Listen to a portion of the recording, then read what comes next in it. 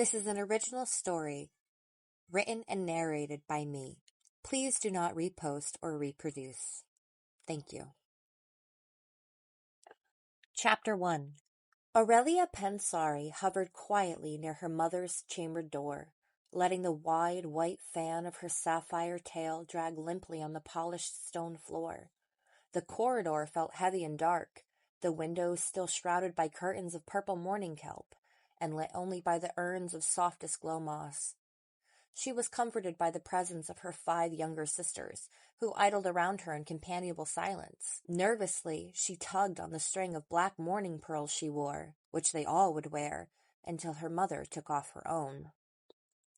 Delphine, junior to Aurelia's 19 moon cycles by 2, swam to her side, flicking the tip of her green tail fin over Aurelia's. "What do you think the matter is?" Delphine asked quietly. "I don't know," Aurelia sighed, but Andrina wouldn't leave her duties without a good reason. She thought of their eldest sister, now high priestess of the Oceanus Temple. Andrina had arrived at dawn and gone immediately to their mother's chambers.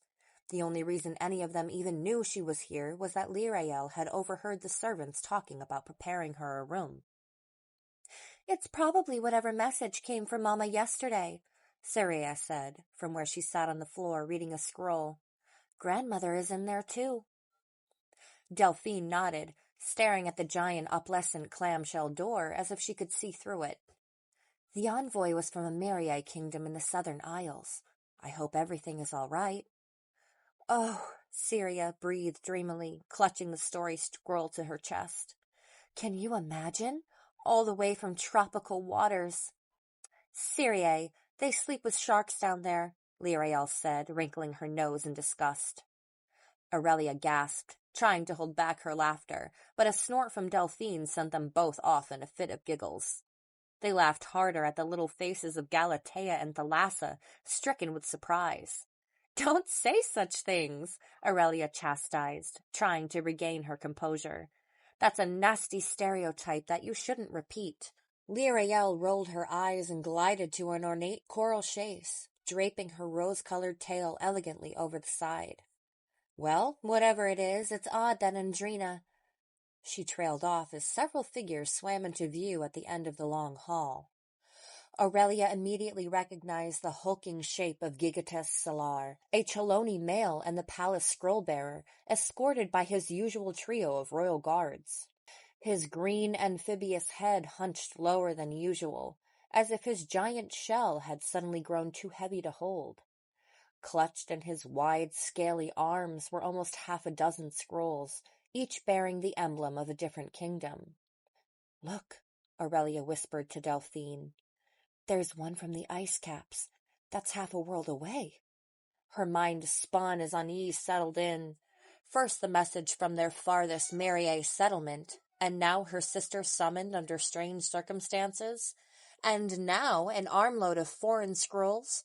Something was happening right now, at this very moment, but she didn't understand what. "Perhaps more condolences?"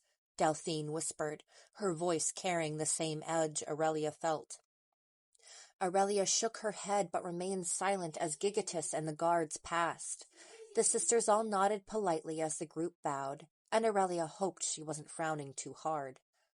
It couldn't be condolences, she knew.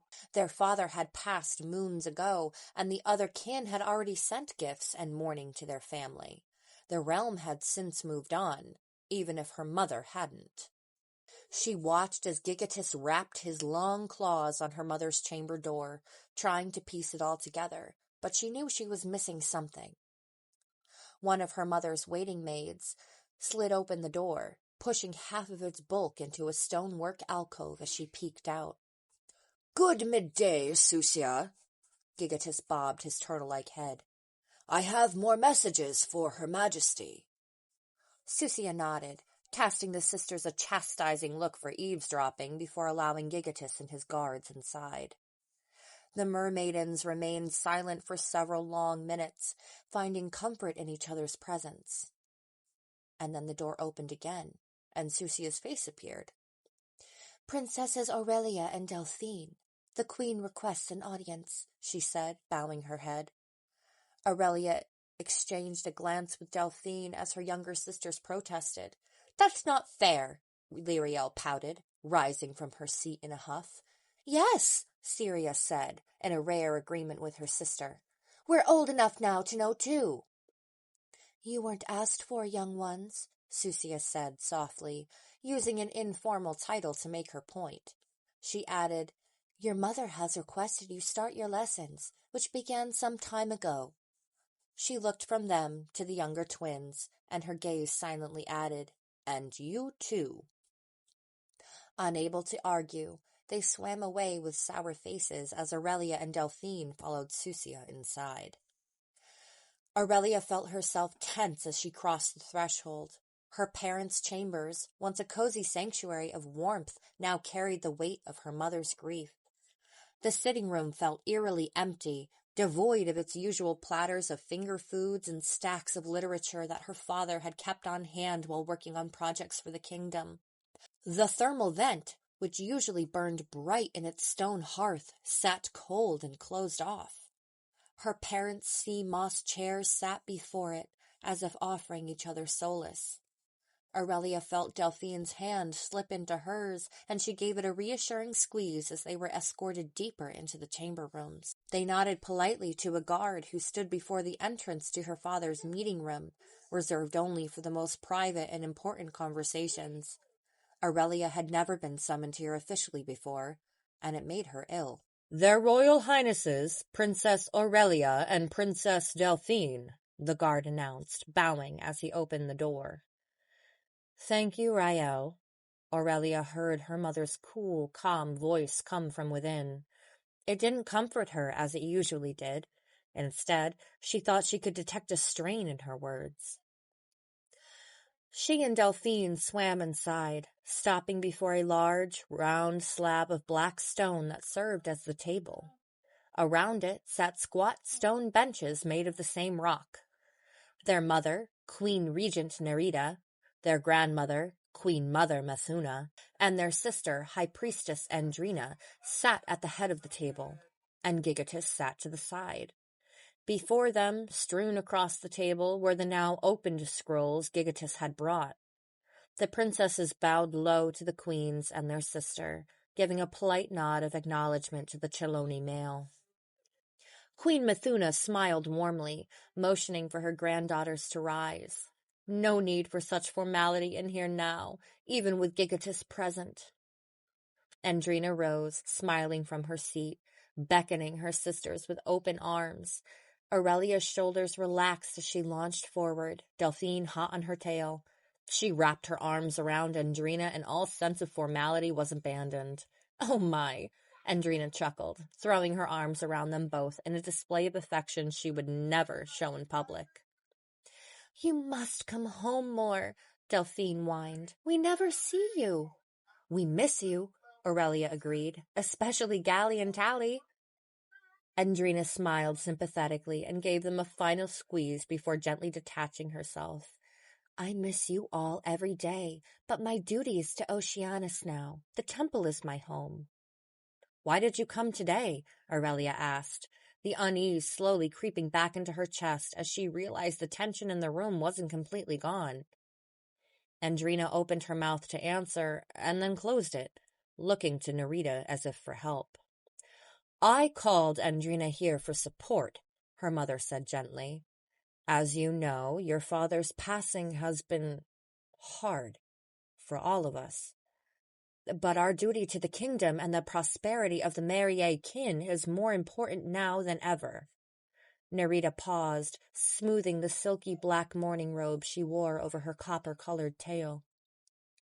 Aurelia searched her mother's silvery eyes for any hint of what she might be trying to say, and could find nothing but hesitation. "Your father—" Nerida swallowed hard, and Methuna placed a hand on her shoulder briefly in comfort before stepping in. "The social season is upon us, girls," Methuna said, holding her head high in a way that reminded Aurelia of her father. She spoke with clear authority, her voice strong. You are already aware that young Marier, kin of nobility and marriageable age, compete during this time to win a spot in palace court, the race of Freya's abyss. It wasn't a question, but Aurelia and Delphine nodded their understanding anyway. Their grandmother spoke of an ancient tradition of her kin, a 5-day race in the giant canyon system that cut through the edge of Marier territory like a collection of ugly scars. Every social season, as many as 100 contestants raced against the clock and each other to win one of only 20 new spots in the palace court that opened every 12 moon cycles. It was dangerous, and though discouraged, contestants could and often did resort to violence to win. The champions gained status, privilege, wealth, and most importantly, the ear of the king. Good, Mithuna went on. And you should also know that with no male heir to claim Palaemon's throne, my son's death has left our family vulnerable. According to our laws, this moon cycle's race will be used to select the next king of the Marier kin, though only 4 families qualify for the right. Aurelia felt the water chill around her as Delphine gasped, though a part of her knew this would happen eventually. It made her angry that neither she nor her sisters would ever be thought of as an heir. Hagfish, Delphine spat. Scavengers, all of them. It hasn't even been 12 full moons since father passed. Mother, how can you allow this?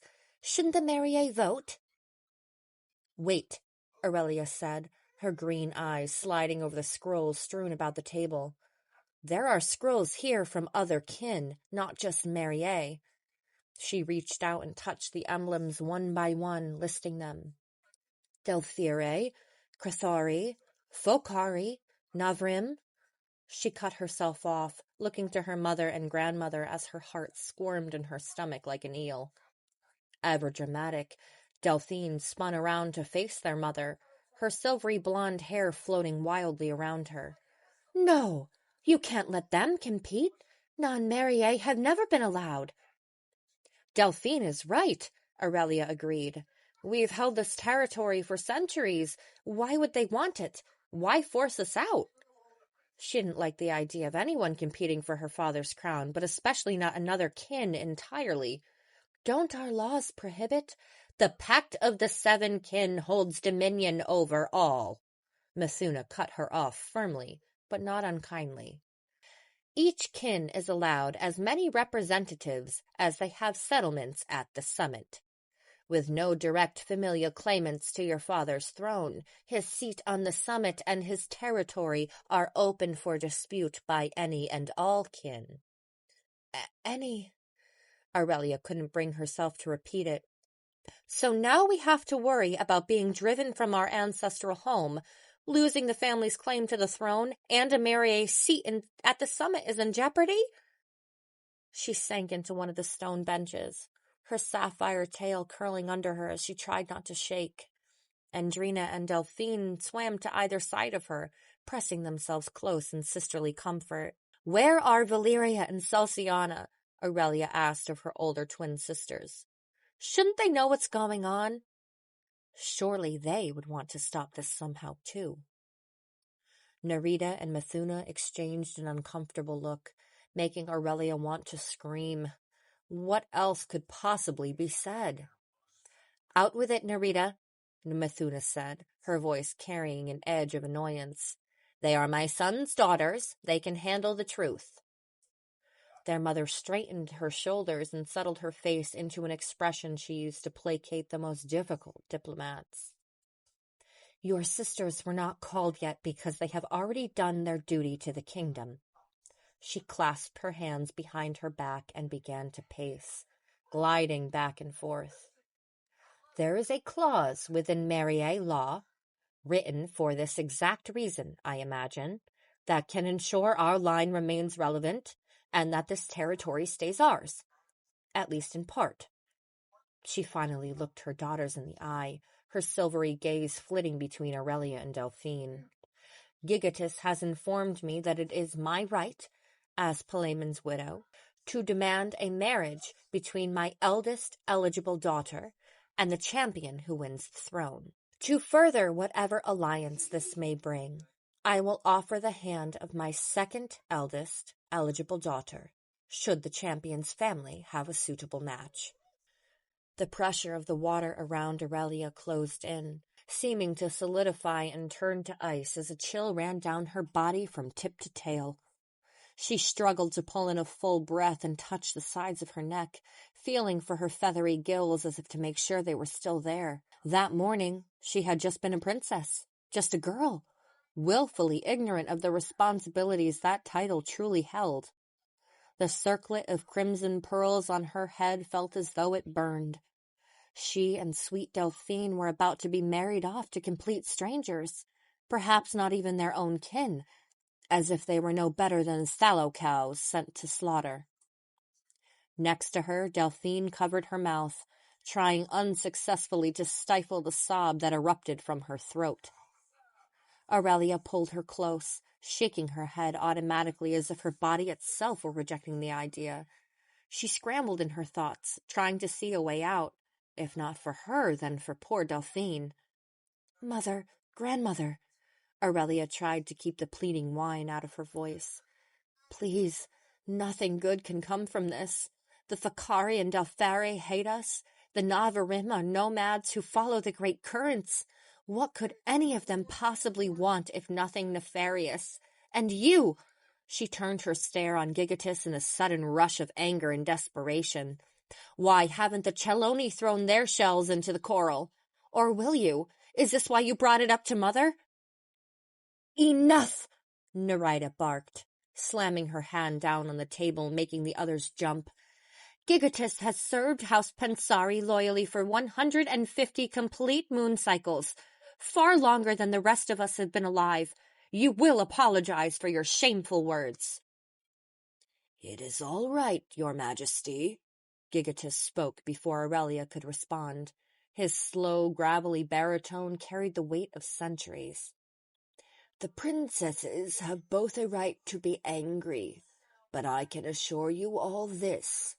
My kin have no interest in claiming the late Palaemon's throne.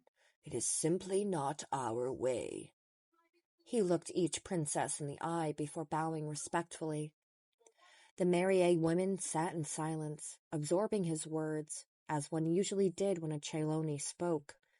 Every word dripped with an ancient wisdom as old as the ocean itself. The Cheloni spoke the truth, spoke what they knew, and everyone listened. "Forgive me, Gigatus," Aurelia said softly, guilt washing over her. "It was unfair of me to say such things, but there must be another way." Gigatus shook his head. "Without an heir?" "My father has 9 heirs. 9! Aurelia cut him off, frustration lacing her voice. "Let one of us do it. Damn their marriages, Celsiana would destroy her competition if she competed. Or if that won't work, then I'll do it." She looked to her mother and grandmother. "Let me compete in the race. We'll have a chance then.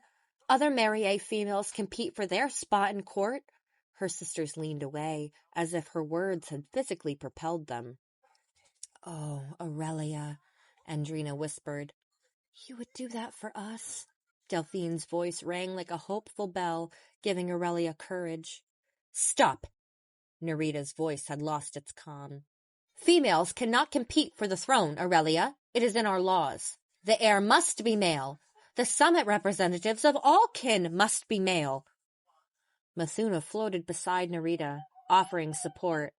"You are both princesses of Marier. You are born into responsibility. As females of nobility, we all have a duty to. We have a duty to protect our family's territory, not sell off its daughters to someone who wins a game," Aurelia shouted, anger boiling over. Why couldn't anyone see that this wasn't okay? Why was she the only one fighting for a solution that didn't involve simply giving up? "You are dismissed," Nerida snapped. "Both of you. We will discuss this later when you've calmed." Aurelia drew back as though she'd been slapped in the face. But she didn't argue. She had crossed the line of her mother's patience, and anything further would only make it worse. Her eyes burned with frustration as she bowed sharply, unable even to mutter a goodbye before hurrying out of the room. Ignoring Delphine's pleas, she rippled through the halls as fast as she could, her eyes blurred with tears, and her heart, still healing from her father's death, felt shattered again, broken in only the way a mother could do to her daughter. She finally made it to the palace wing where she and her sister's chambers were, ignoring everyone completely as she barreled into her private suite. When the door shut behind her, the silence was simultaneously deafening and relieving, making her feel dizzy. She tossed her crimson circlet of pearls unceremoniously aside, letting it spin through the water. Fat tears leaked from her eyes, floating upward. Suddenly, she was so overwhelmed with grief from her father, the pure, unfiltered hurt flowing from her chest as she sank to the floor in hiccuping sobs. She wished more than anything to be small again, curled in her father's lap while he read his history scrolls aloud and let her pick at the bowl of sweets he and her mother kept in their chamber. He would never have allowed this. He even gave Celsiana and Valera some choice when it came to their marriages, allowing them to be courted by approved suitors and ultimately leaving the decision up to them. At the end of the day, it was political, but her father had always sought to protect the integrity of his wife and daughters. None of them were ever pawns to him. Without him here, it was as if her mother and grandmother couldn't think for themselves. Sniffling, she sat up, feeling every bit as pathetic as she looked. She couldn't remain like that. She could already see her older sisters going down that path, especially Andrina, who she had suspected had dedicated her life to Oceanus because she couldn't bear the pressure of being the eldest daughter, and thus the most sought-after female in all of the Merier land. There had to be a way for Aurelia to compete in the race. She had every right as a daughter of House Panzari to fight for her father's crown. She wasn't even sure that she wanted to be queen, only that she needed to do this to save herself and her sisters from whatever bleak future their mother was pushing them toward. She looked toward her giant, soft sea moss bed and sea spider silk blankets, suddenly wary. Slowly, she floated up and pulled herself under the canopy of white kelp, burying herself beneath her blankets before falling into a dreamless sleep.